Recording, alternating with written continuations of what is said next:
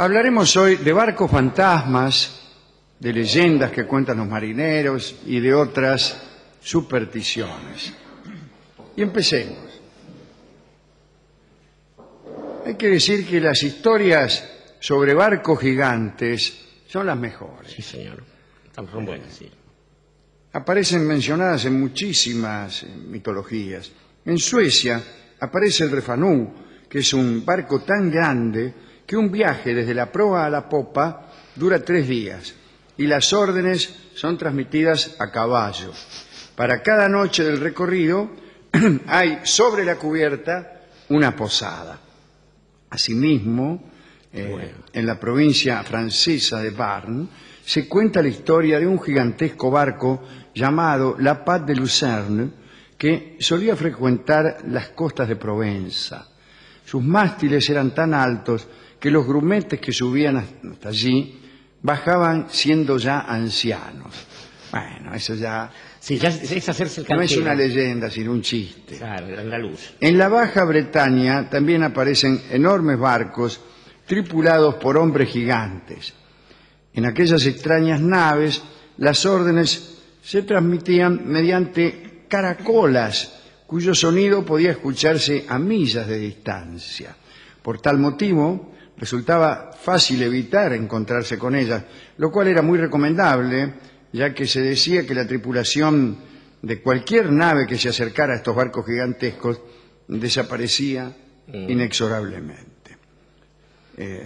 Se habla también del barco gigante frisio llamado Manifual. Este monstruoso barco puso rumbo una vez desde el Océano Atlántico hasta el Canal de la Mancha. Pero el paso entre Dover y Calais, que tiene 30 kilómetros de ancho, resultó ser demasiado estrecho y el barco no entraba. El capitán tuvo la feliz idea de frotar todo el barco con jabón y esta operación dio resultado. El barco consiguió pasar y dirigirse al Mar del Norte y desde entonces los acantilados de Dover tienen esa apariencia blanca y jabonosa. Ya están los blancos acantilados de Dover. Qué bien. Cuando este barco, Manifual, se encontró en el mar Báltico, la tripulación se dio cuenta de que el agua no era suficientemente profunda y para poder flotar decidieron que era necesario tirar todo el lastre y también toda la basura de la cocina. Bueno, ese barco tenía mucho lastre y mucha basura. Y así se formó la isla de Bornholm, que debe su origen al lastre que tiraron. No, mire, la ciudad deportiva de Boca debe ser. Algo así. Entre las historias que cuentan los marineros también son numerosas las que hablan sobre barcos diabólicos. Sí, señor, como los barcos fantasmas. Claro, los marinos antiguos, que no estaban muy familiarizados con las corrientes, ¿no?, quedaban impresionados cuando veían un barco moverse en contra del viento. Claro. Bueno, esto, unido a la falta de explicación para fenómenos como los de las olas, inspiró toda una serie de raras creencias. Se creía que los demonios y los malos espíritus levantaban el viento y las tormentas. Se decía que el diablo podía poseer o encantar los barcos que luego él mismo conducía con sus ayudantes. Y según parece, muchos marineros dudaban antes de salvar a un hombre que se estuviera ahogando por temor de enfurecer a los demonios que lo habían arrojado al agua. En ese sentido, los hindúes no salvaban nunca a alguien que se estuviera ahogando en el sagrado Ganges. Decían que aquel que salvaba a un hombre terminaba ahogándose él mismo. Los Kamchadas eran un pueblo que iba todavía más lejos en este asunto. Ellos pensaban que cuando un hombre caía al agua y no podía salir, constituía un gran pecado tratar de salvarlo. Decían, si este hombre ha sido destinado a ahogarse, eso es lo que debe hacer. Incluso el mismo ahogado debe abstenerse de todo intento de eludir su destino. Por ejemplo, si una persona nada y no muere en el agua, pues nadie le hablará, ni le dará comida, ni conseguirá esposa. Desprecio general para este señor. Hay un pequeño capítulo del libro Cartas Marcadas que cuenta un episodio del señor Ferenski con este pueblo, ¿no? Bien. El fuego de San Telmo aparece relacionado con los barcos diabólicos. Cuenta una leyenda francesa que un día Satanás construyó un enorme barco en el que metió muchas almas en pena.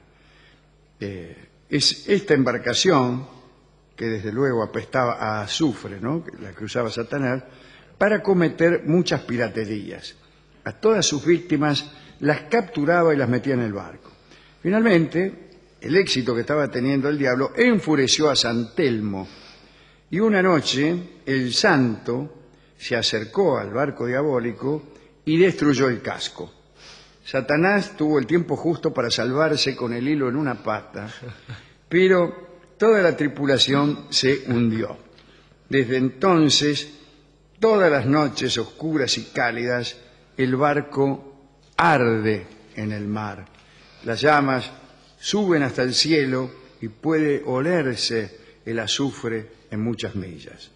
Hay un barco encantado, ¿qué tal?, en la mitología griega. El episodio tiene como protagonista a Melibea, una doncella que se encontraba prometida en matrimonio con un muchacho llamado Alexis. Melibea lo amaba y era correspondida de arriba abajo. Los padres de Melibea, sin tener en cuenta este amor mutuo, la prometieron a otro chabón que seguro que tenía más plata. Entonces Alexis, que estaba desesperado, se desterró, se fue a otra ciudad. Cuando a Melibea le dijeron esto, a saber que Alexis se había marchado, creyó que era algo muy malo y se tiró del tejado de la casa. Pero por casualidad no se causó daño alguno, cayó parada. Ahora, cuando vio que había caído parada y que no había muerto, aprovechó el envión y salió corriendo hacia el puerto para refugiarse en una nave. Sucedió que de pronto las velas de ese barco se desplegaron solas y sin que nadie lo guiase, el barco se hizo a la mar y finalmente llegó a un lugar donde Melibea encontró a su amante. Es una de las peores, de los peores mitos que he leído en mi vida. Cierto. El amante estaba haciendo un asado con los amigos y aprovechando que estaban todos reunidos se casaron. Bueno. Y agradecidos a los dioses por tantos favores, levantaron en Éfeso un santuario a Ártemis, con los nombres de Autómate, porque el barco se había hecho a la mar solo, y también otro santuario con el nombre de Epidiaita, porque ella había llegado en el momento de sentarse la gente a comer en la mesa, y en griego se dice de esa manera. Es espantoso esta historia. Sí, espantoso, sí. Otro barco extraño es el de la mitología nórdica. Esta que viene es muy buena. Muchas veces los mitos nórdicos superan ampliamente a los griegos, Bueno, de los cuales proceden. Sí, bueno, pero está muy bien decirlo. Bueno, esta es la famosa nave Naglfar, que será conducida el día del Ragnarok por el Señor de los Gigantes, ¿no?, rodeado de unos guerreros altísimos. La batalla final no es un festival. Claro, de esta nave va a estar construida con las uñas de los muertos y servirá para conducir a las fuerzas del mal que van a enfrentarse con las fuerzas del bien en el día del Ragnarok, el día del fin del mundo. Pero para que el fin del mundo llegue, esta nave tenía que estar terminada. Entonces, un ritual funerario de los vikings consistía en cortar prolijamente las uñas de los muertos para retrasar el fin del mundo, para que no terminaran de construir la nave Naglfar y para jorobar a los maléficos constructores, ¿no? Para terminar esta serie de historias, hablaremos de la más famosa de ellas, que es la del barco del holandés errante.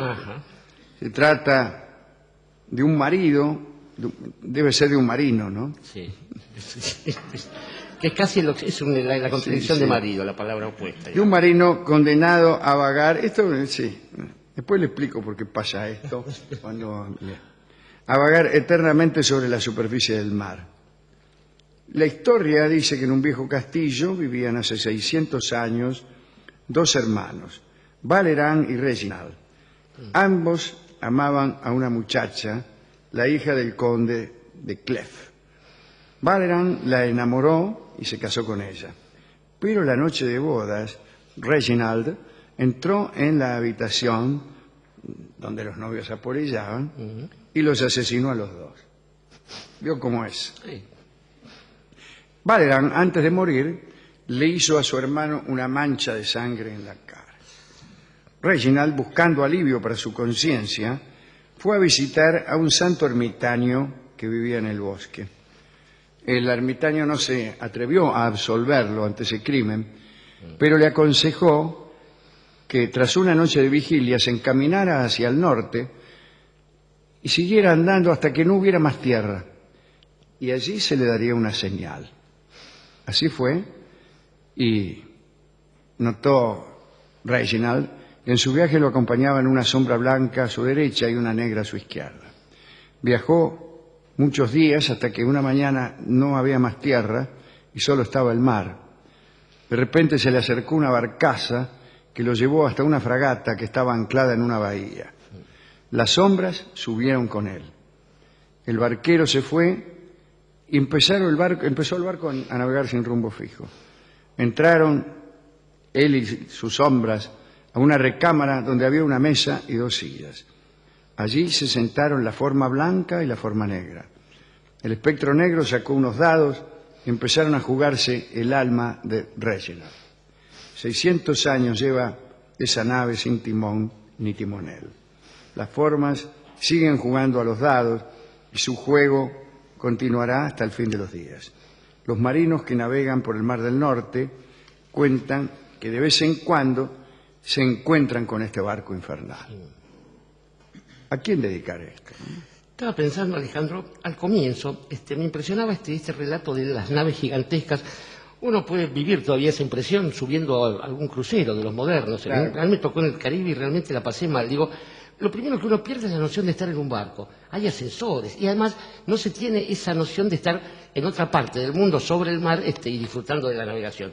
Y después, bueno, eso por un lado, ¿no? Barcos gigantes hay que suprimirlos, solo para relatos exagerados. Sí, a mí me parece, contrariamente a lo que pensaba antes de comenzar la charla, que los relatos estos de barcos gigantes no son leyendas, son chistes. Están más cerca del humor, claro. Como era un chiste el barco aquel de Odín, ese barco que era muy grande, pero uno podía doblarlo muchas veces hasta que al final cabía en el bolsillo. Americana. Claro. Sin embargo, hay sí una cosa con la longitud y el ancho, la manga y la eslora de los barcos, que después de mucho tiempo tuvieron que aceptarlo los constructores continentales, españoles y franceses, porque fue eso lo que permitió los 2 grandes triunfos de la Marina Británica, el de la Armada Invencible y el de Trafalgar. Siglos después, se supone que gracias a eso pudimos ser libres en América en algún momento, cuando pierde España esa batalla tremendamente. Pero cuando uno le pregunta por algo hay que apostar a lo más largo y no a lo más ancho, siempre que esté en el agua, porque eso le permite mayor velocidad y mayor incluso movilidad, pese a lo que uno pudiera pensar. Después, pensaba en los marinos, que en general han sido los dueños del relato en la historia de Occidente y de Oriente también. Son los tipos que se podían desplazar hacia otros lugares y que narraban lo que había del otro lado como ellos querían. Claro. Y ahí creo que hay una... Mentían todo el tiempo en general. Exactamente. Y ahí hay Incluso mentían no por una patología, sino para cuidar intereses. Pero claro, bueno... Para que no se conocieran cosas que conocidas hubieran cambiado el rumbo de las historias económicas. Los depósitos de los tesoros robados a España por los corsarios británicos y la localización de las islas llenaron de monstruos el Caribe y de lugares imposibles y cataratas y triángulos bermudescos y cosas así. Pero pensaba que en estas cosas se pierde justamente esa relación que une sobre todo al capitán, pero a la tripulación también, de un barco con el barco mismo. Hace un par de días citábamos la canción del pirata, no en su estribillo, que dice que es mi barco, mi tesoro, que es mi Dios la libertad, mi ley la fuerza y el viento, mi única patria la mar. El barco lo que tiene es esa especie de forma quizás semejante a la del amor, por ejemplo, o a la de la escritura de un libro, en que está aislado de todo, está usted metido en medio de eso, y alrededor no hay nada, o no importa lo que hay, porque justamente no importa la meta, sino el lugar a donde va. De modo que así cuando uno se cruza con el demonio en cualquiera de esas situaciones, en el amor no hay que rezarle a nadie, le digo a la chica que escribía antes, en el dinero tampoco, porque Dios y las riquezas no se llevan bien, pero si está en el mar, cuando tenga que rezar por alguna cosa, trate de vislumbrar un resplandor ahí, va a haber un fuego, y encamine todas sus oraciones a San Telmo. Y a San Telmo es el tango que vamos a escuchar ahora en la versión de su autor, Roberto Grela.